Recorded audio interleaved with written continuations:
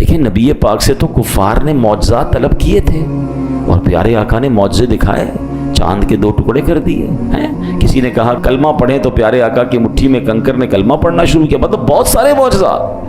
تو جب نبی پاک سے لوگوں نے معجزات طلب کیے، پیارے آقا نے معجزات دکھائے، تو یہاں اگر کوئی سوال کر رہا ہے کہ جناب کوہ صفا کو جو ہے وہ سونے کا بنا دے تو اس کو کفر کیوں قرار دیا گیا، اس کو منع کیوں کیا گیا؟ یہ 2 بڑی کمال کی باتیں ہیں، یہ سوال ذہن میں آ سکتا ہے۔ دیکھیں حضرت صدیق اکبر رضی اللہ تعالیٰ عنہ جب وہ ایمان لائے نا تو انہوں نے بھی نبی پاک سے معجزہ طلب کیا تھا، پیارے آقا نے ان کو غیب کی خبر دی، وہ کلمہ پڑھ کر مسلمان ہو گئے۔ حضرت عبداللہ ابن عباس فرماتے ہیں کہ ایک اعرابی آیا نبی پاک کے پاس اور آ کر کہتا ہے یا رسول اللہ صلی اللہ علیہ وسلم اگر آپ اللہ کے نبی ہیں تو معجزہ دکھائیے، مجھے پتہ چلے کہ آپ اللہ کے نبی ہیں۔ تو نبی پاک نے فرمایا کہ اگر میں سامنے موجود درخت کی ٹہنی کو بلاؤں اور وہ آ جائے تو مجھے نبی مان لو گے؟ وہ کہتا ہے حضور مان لوں گا۔ اللہ اکبر، میرے آقا علیہ الصلوۃ والسلام، ترمذی شریف کی حدیث ہے، نبی پاک نے ٹہنی کو بلایا، درخت کو نہیں، اس کی ٹہنی کو بلایا، ٹہنی اپنی جگہ سے خود ہی کٹی، اچھلتی ہوئی نبی پاک کی بارگاہ میں حاضر ہو گئی۔ نبی پاک نے فرمایا واپس چلی جا، وہ واپس چلی گئی اور دوبارہ اسی طرح جا کر جڑ گئی اور وہ اعرابی کلمہ پڑھ کر مسلمان ہو گیا۔ تو اسے تو بہت سارے واقعات ہیں کہ پیارے آقا سے معجزات طلب کیے گئے، نبی پاک نے معجزات دکھائے، لوگ ایمان لے آئے، سبحان اللہ۔ لیکن یہاں کفار اگر ایسے سوال کر رہے ہیں تو ان کو کیوں منع کیا گیا؟ تو یاد رکھیے کہ یہ بات، اس میں فرق کیا ہے، ڈفرنس کیا ہے؟ بتایا امام فخر الدین رازی فرماتے ہیں بہت سیکھنے کی بات ہے۔ یہ کفار جو معجزہ طلب کر رہے ہیں یہ بطور دلیل نہیں مانگ رہے، یہ بطور ضد اور ہٹ دھرمی کے مان رہے ہیں۔ یہ جو کویسچن ہے یہ ہٹ دھرمی والا ہے، یہ ضد والا، یہ ماننے کے لیے نہیں کہ حضور دکھا دے تو میں کلمہ پڑھ لوں گا۔ یہاں چیلنج کرنا ہے، یہاں ٹیسٹ معاذ اللہ کرنا ہے۔ بات جو یہ کہہ رہے ہیں یہ کفر نہیں تھی، ان کا لہجہ گستاخانہ تھا، ان کا سٹائل گستاخانہ تھا، یہ طریقے ہٹ درمی والے تھے جو کفر کا حکم لگایا گیا۔ تو پتہ چلا ان کی ڈیمانڈ پر کفر کا حکم نہیں ہے، ان کے سٹائل پر، ان کے لہجے پر، ان کا گستاخانہ جو رویہ ہے اس پر کفر کا حکم لگایا گیا۔ قرآن کیا کہتا ہے؟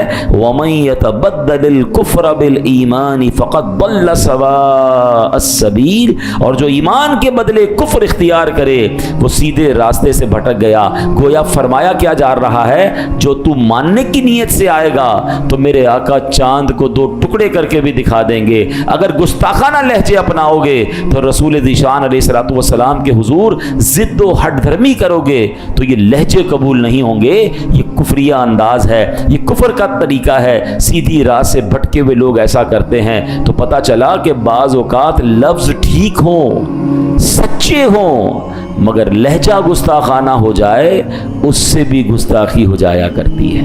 جب بات اللہ کی کرنی ہے نا، اللہ کے رسول کی کرنی ہے، انبیاء کی کرنی ہے، اہل بیت کی کرنی ہے، صحابہ کی کرنی ہے، اللہ کے پیاروں کی کرنی ہے، تو لہجہ بھی نرم رکھنا ہے، لہجہ بھی ادب والا رکھنا ہے۔ ہاں بعض اوقات بندہ کہتا ہے بات تو صحیح کر رہا ہے، صرف بات نہیں لہجہ کیسا تھا ہے؟ کوئی اپنے والد کو کہے اے میری ماں کے شوہر ادھر آ، بات تو ٹھیک ہے، ماں کا شوہر ہی ہے والد، آپ کیا کہیں گے اتنا بے ادب ہے؟ وہ کہے گا کہاں بے ادب ہوں بھائی، ماں کا شوہر ہی تو ہے۔ نہیں، والد صاحب کہیں گے، ابو جان کہیں گے۔ اچھا یہ باتیں والد کے لیے سمجھ آ رہی ہیں، سب کو سمجھ آ رہی ہیں، تو جو ساری کائنات کے آقا ہیں، اللہ کے حبیب ہیں، ان کی بارگاہ میں بات کا انداز کیا ہوگا، ان کی آل کے بارے میں کیا انداز ہوگا، ان کے صحابہ کے بارے میں غور کرنے والی بات۔ تو یہ قرآن ہمیں گویا ادب سکھا رہا ہے کہ میرے محبوب سے ایسے سوال نہ کرو، ایسے سوال کرنے والے، یہ انداز اختیار کرنے والے تو کفری انداز ہے۔ قرآن گویا سبحان اللہ ہمیں کیا خوبصورت ادب کی تعلیم دے رہا ہے۔ اب ذرا اس کو سمجھیے گا، اللہ کے بہت بڑے عظیم نبی ہیں حضرت موسیٰ علیہ السلام، حضرت موسیٰ کی بڑی شان ہے۔ قرآن میں سب سے زیادہ ذکر اگر کسی نبی کا ہے نا تو وہ حضرت موسیٰ علیہ السلام، اولو العزم رسولوں میں سے آتے ہیں۔ آپ نے اللہ سے ایک بار بڑی پیارے انداز میں ریکویسٹ کی، اے رب مجھے اپنا جلوہ دکھا دے تاکہ تیرا دیدار کر لو۔ تمنا کیا ہے؟ اللہ کو دیکھنا ہے۔ ارشاد کیا ہوا؟ لن ترانی، تو مجھے ہرگز نہ دیکھ سکے گا، مگر پھر بھی اپنی ایک تجلی دکھائی رب نے، کوہ طور پر اپنی تجلی نازل کی، ٹھیک ہے، ریکویسٹ ہوئی، کچھ نہ کچھ عطا کیا گیا۔ ایسا ہی ایک مطالبہ کیا تھا حضرت موسیٰ کی قوم نے، قرآن اس کا بھی ذکر کرتا ہے، یا موسیٰ لن نؤمن لک حتی نری اللہ جہرا، اے موسیٰ ہرگز ہمارا یقین نہ کریں گے جب تک اعلانیہ خدا کو نہ دیکھ لیں۔ مطالبہ تو یہ بھی یہی تھا، اللہ کو ہی دیکھنا تھا نا، حضرت موسیٰ نے بھی دیکھنا تھا، ادھر تجلی دکھائی جا رہی ہے، یہاں کیا ہوا؟ قرآن جواب دیتا ہے۔ انداز یہاں ڈیمانڈ کیا تھی؟ اے اللہ تیرا دیدار کر رہے ہیں، نہیں ہم دیکھیں گے تو ایمان لائیں گے ورنہ ایمان ہی نہیں لائیں گے۔ اسٹائل چینج ہے نا، انداز چینج ہے، چیلنجنگ ہے، گستاخانہ ہے۔ کیا ان کو بھی جلوہ دکھایا گیا؟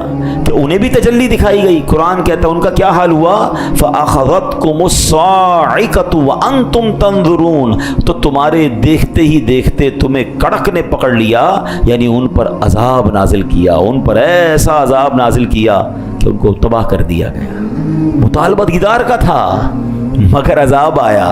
بات سمجھ آ رہی ہے؟ انداز گستاخانہ تھا، انداز چیلنجنگ تھا، انداز کچھ اور تھا۔ بات بعض اوقات ٹھیک کرتے کرتے لوگ انداز گستاخانہ اختیار کر لیتے ہیں۔ یہ تبدیلی لانی ہے ہمیں، جب بھی اس طرح کی بات کرنی ہے اللہ رسول اور اللہ کے پیاروں کی ادب کے ساتھ۔ اور ادب یاد رکھیے گا یہ ادب والوں کی طرف سے ملتا ہے۔ آپ با ادب لوگوں کے ساتھ رہیں گے نا تو پھر با ادب آپ بنیں گے۔ آپ بیٹھتے ہی ان کے ساتھ ہیں جو جارحانہ گفتگو کرتے ہیں، بے ادبی والی بات کرتے ہیں، آپ چیک کریں کہ آپ نے بیان بھی اس کا سننا ہے، آپ نے بیٹھنا بھی اس کی صحبت میں ہے کہ جب وہ اللہ کا نام لیتا ہے تو اس کا انداز کیا ہوتا ہے، جب وہ رسول کریم علیہ الصلوۃ والسلام کا نام لیتا ہے تو اس کا سٹائل کیا ہوتا ہے، ادب والا، پیار والا۔ صحابہ، اہل بیت، اولیاء کا ذکر ادب کے ساتھ کرتا ہے یا ماد اللہ جارحانہ انداز ہے؟ وہ خود تو ڈوبے گا، ہمیں بھی ڈبا دے گا، ہمیں کیا کرنا ہے اس کے ساتھ؟ یہ قرآن کے ذریعے میں آپ کو گویا یہ پوری بات اب سمجھا رہا ہوں۔ اے میرے پیارے اسلامی بھائیوں، اب ایک بات یاد رکھیے گا، علم نفسیات میں ایک ٹرمینالوجی ہوتی ہے، آرگیومنٹیٹیو پرسنالٹی۔ کچھ لوگ ہوتے ہیں جن کا مزاج ہی جو نا جھگڑالو ہوتا ہے، اس کا ہر بات میں اس کا سٹائل ہی جھگڑا والا ہوتا ہے۔ یہ باقاعدہ ایک پرسنالٹی کی کیٹیگری ہوتی ہے۔ حق اور سچ بات پر ان کے لیے ان کے سامنے جتنے بھی دلائل قائم کر لینا، یہ بس کیڑے ہی نکالتے رہیں گے، کسی صورت ماننا ہی نہیں ہے، بس شرطیں لگاتے رہیں گے، یار بات تو تم ٹھیک کر رہے ہو مگر یہ کر لو نا پھر مانوں گا، یہ کرو گے تو پھر مانوں گا، اچھا اس کو بدل لو پھر مانوں گا، جو آپ لے کر گئے وہ نہیں ماننا۔ وہ انداز ہی یہ ہوتا ہے۔ ایسے لوگوں کو کیا کہتے ہیں؟ آرگومنٹیٹیو پرسنالٹی، جھگڑالو مزاج بندہ۔ غیر مسلموں کی بھی یہی طبیعت تھی۔ اگر اللہ نہ کرے ہم میں سے کسی کی طبیعت ہے ماننے میں مشکل لگتا ہے، ایکسیپٹ کرنا مشکل لگتا ہے، بدلیں اپنی طبیعت کو۔ غیر مسلموں کا انداز کیا تھا؟ شرطیں لگاتے تھے، قرآن میں اس کا بھی ذکر ہے، ائتی بقرآن غیر ھذا، اس کے علاوہ کوئی اور قرآن لے آؤ، یعنی چلو بات ٹھیک ہے مان لیتے ہیں آپ بات صحیح کر رہے ہیں مگر ایسا کرو اس کے علاوہ کوئی اور قرآن لائیں پھر آپ کی بات مانیں گے۔ خامخواہ یعنی کوئی ایسی بات کرنی ہے کہ پہلے میری مانو پھر تمہاری مانوں گا، حق نہیں ماننا، سچ نہیں ماننا، آلویز آرگیومنٹ۔ ایک جگہ کہا او بدل ہو، جیسے تبدیل کر دو، قرآن تم لائے ہو نا اس کو تھوڑا چینج کر دو پھر مانیں گے۔ معاذ اللہ نبی پاک سے اس طرح کے آرگیومنٹ کیا کرتے تھے۔ اللہ اکبر، یہ کیسی بدبختی ہے، قرآن آ چکا ہے، دلائل قائم کر دیے، حق واضح ہو گیا، اب مان لو، خواہ بہانے لگانا یہ کہاں کی عقل مندی ہے؟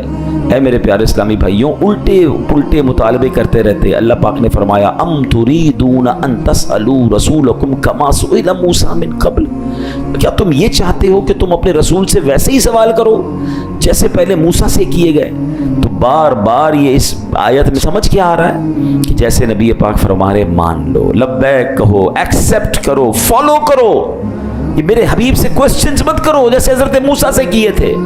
اور یہی اسلام لانے کے بعد میری اور آپ کی ذمہ داری، ہم ایمان والے ہیں۔ اے میرے پیارے اسلامی بھائیوں، بڑی پیاری بات ہم امیر اہل سنت سے سنتے ہیں، اسی منن والے ہیں، سوچن والے نہیں ہیں۔ ہاں آج کل کیا پرابلم ہو گئی ہے، آج کل بہت کچھ زیادہ ہی پڑھے لکھے ہو گئے نا، تو اب کہتے ہیں یار یہ قرآن کا حکم کیوں ہے، اللہ نے یہ حکم کیوں نازل کیا، حدیث میں یہ آرڈر کیوں آیا، اس کی لاجک بتائیں۔ آج لوگ قرآن کے اندر لاجک ڈھونڈنے، نبی پاک علیہ الصلوۃ والسلام کی طرف سے اگر شریعت کے احکام ملے ہیں اس پر لاجک پوچھ رہے ہیں۔ ہمارا کام لاجک ڈھونڈنا نہیں ہے، ہمارا کام ماننا ہے۔ یہ کفار کا طریقہ تھا، یوں کر دو تو مانیں گے، یوں کر دو تو مانیں گے۔ مجھے کسی نے کہا جناب یار یہ قرآن کے جو احکام ہے اس کی لاجک، میں نے کہا پہلے ایک بات بتائیں، ہم ایمان لائے ہیں، اللہ کو دیکھا ہے ہم میں سے کوئی جس کی اللہ سے ملاقات ہوئی ہے؟ جب بے دیکھے رب کو مان لیا، ہم نے تو جبریل سے ملاقات نہیں کی، ہمارا ایمان یہ ہے کہ جبریل امین قرآن کے لے کر آئے، ہم نے قرآن ان کو لاتے ہوئے نہیں دیکھا، ہم نے نبی پاک سے بھی ملاقات نہیں کی ہے. ہم مانتے ہیں اللہ ایک ہے, قرآن اللہ کی کتاب ہے, جبریل امین وہ قرآن لائے, اور کس پر نازل ہوا؟ ہمارے آقا پر نازل ہوا, وہ اللہ کے آخری نبی ہیں. ہم نے جنت نہیں دیکھی, ہم جنت پر ایمان لائے. ہم نے دوزخ نہیں دیکھی, ہم جہنم کو مانتے ہیں. ہم نے قیامت دیکھی نہیں, ہمارا ایمان ہے قیامت پر. مرنے کے بعد اٹھایا جائے گا, یہ ہمارا ایمان ہے. ہمیں حساب دینا پڑے گا, یہ ہمارا ایمان ہے. یہ ساری باتیں غیب کی ہیں. جب اتنی بڑی بڑی غیب کی باتیں مان لی تو اب چند احکام پر لاجک کیوں ڈھونڈنے نکلے ہو؟ یہ شیطان کا وار ہے. انسان کو اس بحث میں الجھاتا ہے کہ وہ پریشان ہو جائے کہ یار اللہ نے یہ کیوں فرمایا تھا. کیونکہ جب کسی کا آرڈر نہیں مانے گا تو پھر آگے جا کے اس پرسنالٹی کو بھی نہیں مانے گا. یہ ابتدا ہوتی ہے کہ آپ کو پہلے شریعت کے کچھ احکام میں کنفیوز کرتا ہے شیطان کہ یار یہ عورت کو ایک حصہ کیوں ہے ورثے میں, مرد کو 2 کیوں ملتے ہیں, یہ طلاق کا حق مرد کے پاس کیوں ہے. اب یہ وہ سوالات کریٹ کیے جا رہے ہیں کہ اس کی لاجک کیا ہے. شریعت نے کیوں کہ معاذ اللہ مسلمان کہلانے والے بعض اوقات اسلام کے کچھ احکام کو کہتے ہیں ظلم ہو رہا ہے, یہ مجھے سمجھ نہیں آ رہا. میری اور آپ کی سمجھ کیا ہے؟ پھر اللہ کو کیسے مان لیا؟ اللہ سمجھ آ گیا تمہیں؟ غور کریں, ہم غیب پر ایمان لائے ہیں, ہمیں سمجھ آئے نہ آئے, ہمارا یقین ہے کہ اللہ ایک ہے, وہ وحدہ لا شریک ہے, اس کی کوئی اولاد نہیں ہے, اس کا کوئی شریک نہیں ہے, کسی سے پیدا نہیں ہوا ہے. یہ ایمان کی پختگی ہے نا. جب اتنا کچھ مان لیا تو اب شریعت کے احکام میں یہ کوشچن کرنا, کنڈیشنز لگانا, یہ کفار کا طریقہ, اور پھر اس میں لہجہ بھی گستاخانہ, وہ اور بات جو ہے وہ خطرناک ہو جاتی ہے. اے میرے پیارے اسلام بھائی, اب میں کچھ واقعات آپ کو بتاتا ہوں. دیکھیں, ہم سے زیادہ عقل مند صحابہ کرام تھے, ہم سے زیادہ الحمدللہ ویژنری وہ تھے, کیونکہ صحبت کس کی ملی تھی؟ سرکار دو عالم علیہ الصلوۃ والسلام کی. مگر look at the way of اوبیڈینسی, ان کا فرما برداری والا انداز کیسا تھا. یاد رکھیے, شراب پہلے حرام نہیں تھی. اسلام کے ابتدائی سالوں میں شراب حلال تھی اور لوگ بڑے شوق سے شراب پیا کرتے تھے. مگر اب اللہ پاک نے شراب کو حرام قرار دیا. اب کیا قرآن میں نازل ہوا؟ یا ایھا الذین آمنوا انما الخمر والمیسر والانصاب والازلام رجس من عمل الشیطان فاجتنبوہ لعلکم تفلحون. قرآن کیا کہتا ہے؟ یہ اب آج کے دور کے لوگ بھی ذرا غور سے یہ آیت قرآن کی سمجھ لیں. ایمان والوں کو ڈائریکٹ اللہ نے فرمایا ہے. یہ ان آیتوں میں سے آیت ہے جس میں ڈائریکٹلی اللہ نے ہم سے بات کی ہے. ڈائریکٹلی مجھ سے اور آپ سے کیا فرمایا ہے؟ ایمان والو, شراب اور جوا اور بت اور قسمت معلوم کرنے کے تیر ناپاک شیطانی کام ہی ہیں, تو ان سے بچتے رہو تاکہ تم فلاح پاؤ. یاد رہے, یہ آیت نازل ہونے سے پہلے شراب حلال تھی, حرام نہیں تھی. اب کیا ہوا, ایک گھر میں کچھ صحابہ بیٹھے تھے اور شراب چل رہی تھی کیونکہ حلال تھی. اب قرآن کی آیت ان تک نہیں پہنچی. گلی میں اعلان ہوا, جیسے ہی حکم آتا تھا نا تو صحابہ اعلان کرتے تھے, اے لوگوں یہ آرڈر آ گیا ہے, یہ حکم آ گیا اللہ کی طرف سے. اعلان ہوا بے شک شراب حرام کر دی گئی ہے. بس یہ اعلان سنا انہوں نے, ہاتھوں میں شراب کے برتن ہیں. اسی وقت وہ ساری کی ساری شراب جو ہے, اب اگلا گھونٹ نہیں پیا. شراب حرام, حالانکہ فیوریٹ ڈرنک ہے, اس کو جناب گلیوں میں بہا دیا, برتن توڑ دیے شراب کے. اللہ اکبر. ہم جیسا آدمی آج کے دور میں ہوتا, یا چیک تو کرو خبر ٹھیک ہے کہ نہیں, یہ کیوں نازل ہوا ہے, اس کے پیچھے لاجک کیا ہے, کل تک تو حلال تھی آج کیسے حرام ہو گئی. ابھی تو لوگ بحثیں کر رہے ہیں نا. نہیں, منن والے, سوچن والے نہیں. صحابہ کرام نے برتن بھی توڑ دیے, مکے کی گلیوں میں شراب بہا دی, اس کے بعد ہاتھ بھی نہیں لگایا. یہ وہ فرما برداری تھی کہ نبی پاک کے پاس جائیں گے, اس کی لاجک پوچھیں گے, اس کا سوال پوچھیں گے, اللہ نے کیوں حرام قرار دیا. نہیں, جب پتہ چل گیا رب نے منع فرما دیا ہے, رائٹ اوے ڈیسیشن لیا. اچھا مجھے بتاؤ, یہ منع تو ہمارے لیے بھی ہے نا, مگر آج حالانکہ ان کے لیے پہلے حلال تھا پھر حرام ہوا, ان کے لیے مشکل تھا یہ کام کرنا. ہم تو جب سے پیدا ہوئے پتہ ہے, جب سے ہوش سنبھالا شراب حرام ہے, ہم کیوں پڑ گئے شراب میں. کیا آج ہم نہیں سنتے کہ مسلمان نوجوان بچے بچیاں اور کئی لوگ ہیں جو شراب پیتے ہیں؟ مرنا نہیں ہے, اللہ کو جواب نہیں دینا. کیا یہ حکم صرف صحابہ کے لیے تھا؟ جوئے میں کس طرح ہماری قوم غرق ہو گئی ہے. اب تو موبائل اپلیکیشن پر سنا ہے, باپ بیٹا ساتھ بیٹھے ہوں, باپ کو پتہ ہی نہیں چلتا بیٹا جوا کھیل رہا ہے, موبائل میں لگا ہوا, ہم سمجھ رہے ہیں میسج کر رہا ہے, وہ تو کسی اپلیکیشن پہ پیسے لگا بیٹھا ہے. اس قدر جوا عام ہو گیا. حالانکہ قرآن کہتا ہے, کیا فرمایا کہ یہ شیطانی کام ہے, برباد کر دیں گے ہمیں. تو صحابہ کرام نے لاجک نہیں پوچھی, رائٹ اوے ڈیسیشن لیا. اور یہ ایک بار نہیں ہوا, کتنا مشہور واقعہ ہے. تحویل قبلہ کا اللہ آپ کو اور مجھے بار بار مدینے کی حاضری عطا فرمائے. مسجد قبلتین جائیں گے نا، آپ جو گئے ان کو پتہ ہے وائے مسجد قبلتین کہ وہاں پر قبلے کی تبدیلی ہوئی تھی، 2 قبلوں والی مسجد. ٹھیک ہے، اب ماجرا کیا تھا کہ میرے آقا علیہ الصلوۃ والسلام جب مکے سے مدینے پہنچے تھے تو مدینے کے لوگ جو ہے وہ اس وقت مسلمان بیت المقدس کی طرف رک کر کے نماز پڑھتے تھے. تو مدینے کے جو کفار تھے وہ ٹانٹ کرتے تھے، تانا دیتے تھے نبی پاک کو کہ آپ دین تو اپنا لائیں، قبلہ تو ہمارا یوز کر رہے ہیں. تو اب نبی پاک کا دل چاہتا تھا کہ مسلمانوں کا قبلہ جو ہے وہ کعبہ ہو جائے. اب پیارے آقا بار بار آسمان کی طرف نظر اٹھا رہے ہیں کہ کاش اچھا اللہ کا حکم آ جائے. نبی پاک اللہ کے حکم کے کیسی فرما برداری کر رہے ہیں، دل چاہ رہا ہے کہ کعبے کی طرف سجدہ کریں، مگر رب کا حکم آئے گا پھر. یہ بھی تربیت ہے میری اور آپ کی کہ امت کے رہنما ہیں، دل چاہ رہا ہے اس پر عمل نہیں ہو رہا، رب فرمائے گا تو عمل کرنا ہے. آج ہمارا دل چاہتا ہے ہم کر ڈالتے ہیں، چلو یار کر لو کوئی بات نہیں. اللہ کے حبیب کا یہ عمل بھی بتا رہا ہے کہ جی چاہ رہا ہے، لوگ ستا رہے ہیں، مگر جب تک رب کا حکم ہے تو بیت المقدس کی طرف نماز پڑھنی ہے. مگر اللہ کی شان دیکھو، اللہ کا اپنے حبیب سے پیار دیکھو کہ پیارے حبیب کی جو رضا ہے وہ اللہ کو کتنی محبوب ہے. 4 رکعت والی نماز ہے، 2 رکعت مسلمانوں نے بیت المقدس کی طرف پڑھ لی ہے. پیارے آقا امامت کر رہے ہیں، صحابہ صفے بنائے کھڑے ہیں، اور سبحان اللہ دوران نماز وہی نازل ہوتی ہے. اور ذرا اس قرآن کی آیت کا لطف تو لیجئے، اس آیت کا مطلب تو سمجھیے. اللہ فرما رہا ہے قد نرا تقلب وجهک فی السماء، ہم تمہارے چہرے کا آسمان کی طرف بار بار اٹھنا دیکھ رہے ہیں. اے محبوب تمہاری اس ادا کو دیکھ رہے ہیں جو تم بار بار آسمان کی طرف نظر اٹھا رہے ہو کہ ابھی حکم آ جائے، ابھی حکم آ جائے. آپ انداز دیکھیں، ارے اگر یہ نعت نہیں ہے تو نعت کیا ہے کہ قرآن میں رب اپنے حبیب کی شان کیسے بیان فرما رہا ہے. قد نرا تقلب وجهک فی السماء، ہم تمہارے چہرے کا آسمان کی طرف بار بار اٹھنا دیکھ رہے ہیں. فلنولینک قبلۃ ترضاها، تو ہم ضرور تمہیں اس قبلے کی طرف پھیر دیں گے جس میں تمہاری خوشی ہے. یہاں علماء نے ایک اور بحث کی ہے، فَلَنُوَلِّيَنَّكَ قِبْلَةً تَرْضَاهَا، اللہ نے یہ نہیں فرمایا کہ اے محبوب پھیر دو قبلے کی طرف جہاں میری رضا ہے. اے محبوب ہم ادھر پھیریں گے جس میں تمہاری رضا ہے. جبھی تو اعلیٰ حضرت لکھتے ہیں کہ خدا کی رضا چاہتے ہیں 2 عالم، خدا چاہتا ہے رضائے محمد صلی اللہ علیہ وسلم. آج ساری دنیا جو قبلے کی طرف رک کر کے نماز پڑھتی ہے نا، منہ میرا کعبے کی طرف، یاد کرنا یہ منہ کعبے کی طرف ہوا اس لیے ہے کہ اس میں نبی پاک کی رضا تھی. آپ چاہتے تھے یہ کعبہ بن جائے، اللہ نے حبیب پاک کی رضا کے لیے مسلمانوں کا قبلہ جو ہے وہ کعبہ بنا دیا. مگر ایک بڑا کمال کا سوال ہے، یہ کب ہوا تھا؟ 2 رکعت کے بعد، بٹوین دا نماز، ڈیورنگ دا نماز. اور نبی پاک نے، اچھا یہ چینج کتنا بڑا تھا اب اس کو میں سمجھاتا ہوں آپ کو. اگر مثال کے طور پہ میں قبلہ رخ بیٹھا ہوا ہوں اور میں نماز کے دوران 5-10 ڈگری چینج ہو جاؤں، اٹس ناٹ بگ ڈیل، پیچھے والوں کو بھی تھوڑا بہت ایڈجسٹمنٹ کرنا ہوگا. ایسا نہیں تھا، یہ 180 ڈگری کا ٹرن اباؤٹ تھا. یعنی اگر کعبہ ادھر تھا تو بیت المقدس ادھر تھا. یعنی نبی پاک نماز کے دوران اباؤٹ ٹرن ہوئے ہیں. اللہ اکبر. صحابہ کرام نے پوچھا نہیں کہ حضور یہ کیا ہو رہا ہے؟ نماز میں تو بات بھی نہیں ہو سکتی نا، اناؤنس بھی نہیں ہو سکتا. سب کو پتا تھا محبوب نے رخ بدلا ہے تو ہم نے بھی رخ بدلنا ہے، ہم نے اطاعت کرنی ہے، ہم نے سوال نہیں کرنا، ہم نے کوشچن نہیں کرنا. سبحان اللہ، سارے صحابہ نے رخ بدل لیا.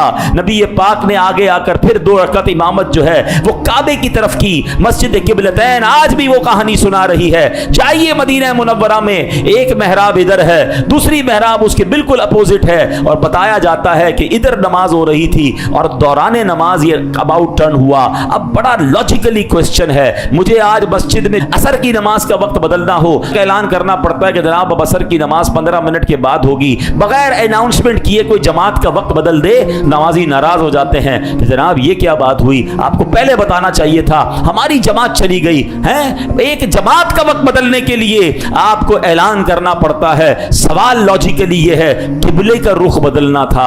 ارے بھائی ظہر سے پہلے اعلان ہو جاتا، ظہر کے بعد اعلان ہو جاتا، عصر کی نماز میں قبلہ چینج ہوتا. یہ دوران نماز قبلہ کیوں چینج ہوا؟ کوئی اعلان نہیں، کوئی اناؤنسمنٹ نہیں، صرف نبی پاک کو معلوم ہے کہ قبلہ بدلا ہے. صحابہ پر تو وہی نہیں آئی تھی، اللہ کے حبیب نے رخ بدلا ہے. یہ رہتی دنیا کو میسج دینا تھا کہ میرے نبی کے صحابہ فرما برداری کیسے کرتے ہیں، فالو کیسے کرتے ہیں، سرکار کی بات کو کیسے से मानते हैं, इस्लाम के हुक्म पर चूं चरा नहीं, लॉजिक तलाश नहीं करते, वो लब्बैक कहकर उस पर अमल करते हैं, वो एक्सेप्ट करते हैं। अब सवाल हम सबसे है वही कुरान की बात जो हमने शुरू में सीखी थी कि जब शरीयत का हुक्म आ जाए, अल्लाह रसूल की बात आ जाए, तो वहां लॉजिक्स, वहां क्वेश्चन, वहां आर्ग्यूमेंट नहीं होते, वहां बात को मानना होता है, एक्सेप्ट करना होता है। सुभान अल्लाह, सहाबा की वो फर्मा बरदारी हमें बता रही है। अरे वो किबला चेंज होने पर सवाल नहीं कर रहे, और आज का मुसलमान इस्लामी अहकाम पर क्वेश्चन और आर्ग्यूमेंट कर रहा है। ये सीखिए सहाबा किराम से, फर्मा बरदारी किसको कहते हैं। और ये एक दो बार नहीं, मैंने 2 वाकयात सुना दिए ना, आओ अब एक तीसरा वाकया सुनिएगा। सुलह हुदैबिया, 6 हिजरी में सुलह हुदैबिया होता है। अब ये सुलह हुदैबिया भी बड़ा यूनिक मामला था। ये तो सहाबा इकराम के कैसा इम्तिहान था, ये 6 हिजरी में हुआ था। मक्के से मदीने सहाबा जा चुके थे, और इनमें अक्सर वो थे जो मक्के में रहने वाले थे। खुद नबी पाक की 53 ईयर्स की लाइफ जो है वो मक्के में गुजरी है। आप सोचो, हम एक बार काबा देख लें, हर साल जाने को जी चाहता है, साल में कई बार जाने को जी चाहता है। ऐसा लगता है मक्के मदीने में दिल वहीं छोड़ आए हैं। वो शायर लिखते हैं ना, हम मदीने से अल्लाह क्यों आ गए, कल्ब हैरान की तस्कीन वहीं रह गई, दिल वहीं रह गया, जान वहीं रह गई, हम उसी दर पे अपनी जबी रह गए। वो खुद आ जाता है मगर दिल मक्के मदीने में छोड़ आता है, जिसका दिल जिंदा होता है। कुछ लोग बदकिस्मती से ऐसे होते हैं कि मक्के मदीने जाकर वहां से भागने की बातें कर रहे होते हैं, आकर कहते हैं अब नहीं जाऊंगा भाई, बहुत रश होता है। मादअल्लाह, उनको वहां जाने में तकलीफ महसूस हो रही होती है। उन बदनसीबों को अपने दिल का इलाज करवाना चाहिए, वरना खुदा की कसम मक्का मदीना तो वो जगह है कि बंदा जितनी बार जाए जी भरता नहीं, बल्कि वहीं रहने को, वहीं मरने को जी चाहता है। उससे अच्छी जगह कौन सी है। लेकिन अब जिन्होंने जिंदगी मक्के में गुजारी, उनको मक्के से निकाल दिया गया, बड़ी तकलीफ के साथ मदीने गए थे। 1400 सहाबा उम्रा करने आए, मगर उम्रा नहीं करने दिया गया। हुदैबिया मक्के के करीब है, उनको इंटरसेप्ट किया गया। बड़ी शराइत तय हुई, बड़ी कोशिश हुई कि भाई एहराम भी पहन लिया है, अब तो मक्के जाने दिया जाए, मगर नहीं जाने दिया गया। नबी पाक ने भी एहराम उतारा, सहाबा ने भी एहराम उतारा, जो भी कुर्बानी वगैरह करनी थी, ये वापस गए। बड़ा बड़ा अजीब वाक़या है, मगर ये अल्लाह की शान है कि उसके बाद मुसलमानों को कैसे फतह नसीब हुई। मगर उसमें एक और वाक़या भी हुआ था जो शायद बहुत सारे लोगों को नहीं पता। सहाबा में से बहुत बड़ी तादाद सहाबा की वो थी जिनको शिकार की आदत थी, हैं, वो रोज़ शिकार करते थे, ज़ाहिर शिकार करके खाना खाते थे, अपने रोज़मर्रा के मामलात देखते थे। एहराम की हालत में शिकार मना है, आप शिकार नहीं कर सकते। अच्छा, एहराम पहना है, वो उम्रा भी नहीं करने दे रहे कि उम्रा हो जाए तो एहराम उतर जाए। अब नेगोशिएशन चल रही हैं, मुज़ाकरात चल रहे हैं, कई कई दिन गुजर रहे हैं, सहाबा हुदैबिया में एहराम की हालत में हैं, और अल्लाह की शान देखें कि जानवर जो है वो उनके करीब कर दिए गए। टेस्ट कैसे लिया गया, परिंदे सर पर मुंडला रहे हैं, जो भी शिकार के जानवर वो खेमों के करीब आके खड़े हो गए, बल्कि यहां तक किताबों में कि खेमों में भी दाखिल हो गए। साहबा कहते हैं उस दिन बगैर हथियार के शिकार करना पॉसिबल था, हाथ से पकड़ सकते थे, यूं जानवर हमारे पास घूम रहे हैं, यूं परिंदे करीब आ रहे हैं। ये क्या था? ये इम्तिहान था, ये टेस्ट था। अल्लाह का हुक्म था कि शिकार नहीं करना, और शिकार करीब कर दिया गया। मगर उन सहाबा ने इताअत का वो अजीम मुजाहरा किया कि ऐ मेरे प्यारे इस्लामी भाइयों, किसी ने भी शिकार की तरफ हाथ भी नहीं उठाया, हाथ तो उठाना दूर की बात, नजर भर कर नहीं देखा, क्योंकि इताअत ये थी, अल्लाह रसूल का फरमान ये था। अच्छा, ये मैं बड़ी गहरी बात करने जा रहा हूं, और कुछ लोग इसको एक्सेप्ट करेंगे कि जब आप शरीयत पर अमल करते हैं ना, तो हराम करीब आता है, आपका टेस्ट लिया जाता है। हाँ, कोई बंदा कहे मैंने बदकारी नहीं करनी है, तो उसे माअल्लाह बाज़ औक़ात बेहया औरतें अप्रोच करती हैं, उसको मौका मिल रहा होता है हराम काम करने का। अब उसका ये टेस्ट है कि तुम्हें हराम से बचना है, और हराम तुम्हारे सामने। कोई नियत कर लेना, ये सरकारी अफसर बैठे होंगे या कोई इदारे के लोग बैठे होंगे कि भाई मैंने आज से रिश्वत का काम नहीं करना, मैंने आज से हराम नहीं करना। अब हराम बढ़ बढ़ कर उसके सामने आएगा, ऑफर्स आएंगी उसको। ये टेस्ट है आपका, हाँ, ये आपका इम्तिहान लिया जा रहा है कि आपने नियत कर ली है मैंने गुनाह नहीं करना, आपने नियत कर ली मैंने हराम नहीं करना, मगर हराम बढ़कर वो परिंदे आपके सर पर घूम रहे होंगे।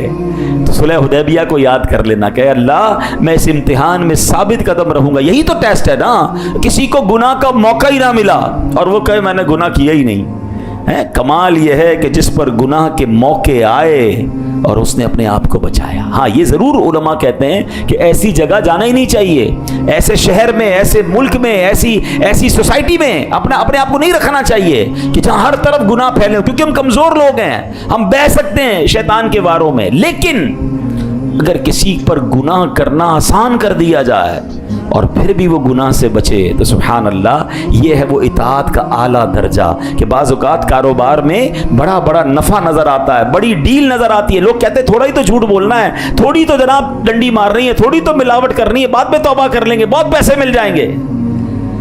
منزل یہی کٹھن ہے قوموں کی زندگی میں، یہی وہ فیصلہ کرنا ہے آپ نے کہ نہیں میں اللہ کا بندہ ہوں، میں شیطان کو فالو کرنے والا نہیں۔ صحابہ کرام کے سامنے شکار موجود تھا مگر ہاتھ بھی نہیں لگایا کیونکہ اللہ رسول نے منع کیا تھا۔ تو بہرحال میرے پیارے اسلامی بھائیوں، ہمیں آج اس پورے قرآنی واقعے سے اور قرآنی آیت سے سیکھنے کو جو مل رہا ہے کہ پہلی بات، جب بھی قرآن و حدیث کا شریعت کا حکم آ جائے اس میں آرگیومنٹ نہیں کرنا ہے، اس میں جناب شرطیں نہیں لگانی ہیں، مان لیں، قبول کریں، ایکسیپٹ کریں اور عمل کریں اور اپنے لہجوں میں نرمی لائیں۔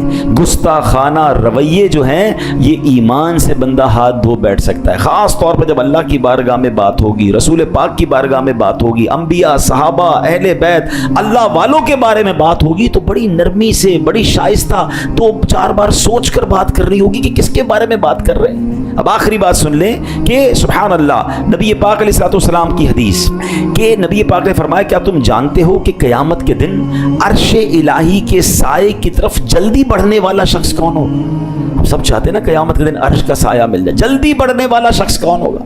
عرض کی گئی یا رسول اللہ، اللہ اور اس کا رسول خوب جانتے ہیں۔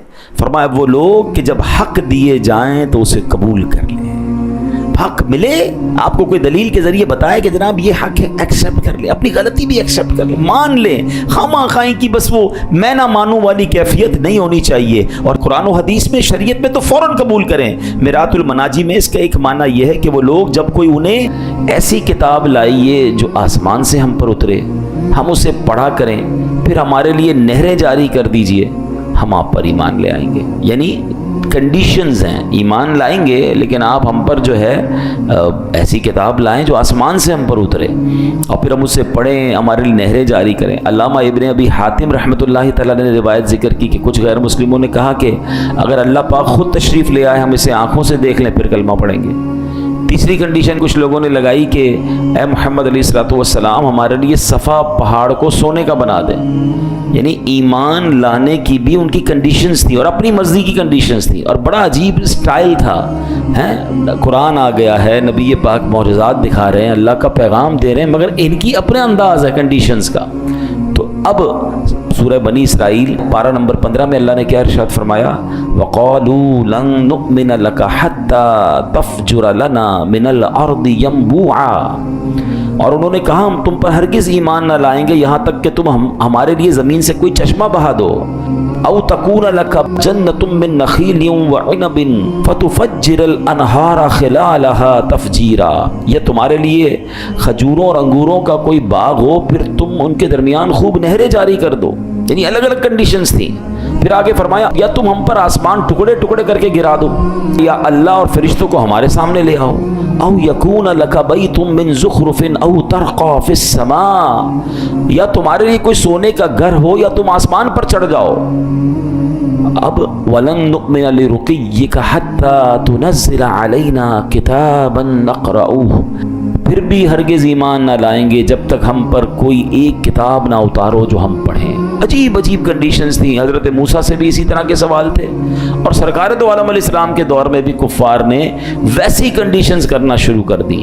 تو اے میرے پیارے اسلامی بھائیوں ذرا سمجھیے گا اس آیت کو، اس آیت سے ہمارے لیے ایک بہت زبردست میسج ہے۔ دوبارہ آیت شروع میں جو پڑھی تھی پڑھتا ہوں، ام تريدون ان تسألوا رسولكم كما سئل موسى من قبل، کیا تم یہ چاہتے ہو کہ تم اپنے رسول سے ویسے ہی سوال کرو جیسے اس سے پہلے موسیٰ سے کیے گئے تھے؟ اے لوگوں، نبی پاک علیہ الصلوۃ والسلام تمہاری ہدایت کے لیے تشریف لائے ہیں، کیا تم ان سے ویسے ہی سوال کرو گے جیسے حضرت موسیٰ سے ان کی قوم نے کیے تھے؟ حضرت موسیٰ کو یہود نے کیا کہا تھا؟ لن نؤمن لک حتی نری اللہ جہرا، ہم ہرگز تمہارا یقین نہ کریں گے جب تک اعلانیہ خدا کو نہ دیکھ لیں۔ تو اے میرے پیارے اسلامی بھائیوں، وہ لوگ جو نبی پاک سے اس طرح کے سوال کر رہے تھے انہیں یاد دلایا گیا کہ تم ویسے ہی سوال کرنا چاہتے ہو میرے حبیب سے جیسے حضرت موسیٰ سے ان کی قوم نے کیے تھے۔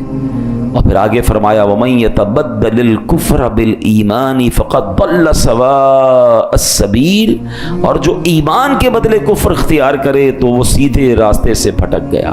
یعنی اعلان کیا ہے قرآن کا؟ اسلام آ گیا، نبی پاک قرآن لے آئے، معجزات دکھا رہے ہیں، اب دو راستے ہیں، یا تو ان کی بات مان لو، حق کو قبول کرو، اسلام قبول کر لو، یا پھر ضدی اور ہٹ درمی کا مظاہرہ کرو گے تو پھر تم کفر اختیار کرنے والے ہو۔ تو اے میرے پیارے اسلامی بھائیوں، کفر سے پلٹنے کے لیے بھی مطالبات جو کر رہے ہیں ان کو گویا تنبیہ کی گئی، وارن کیا گیا۔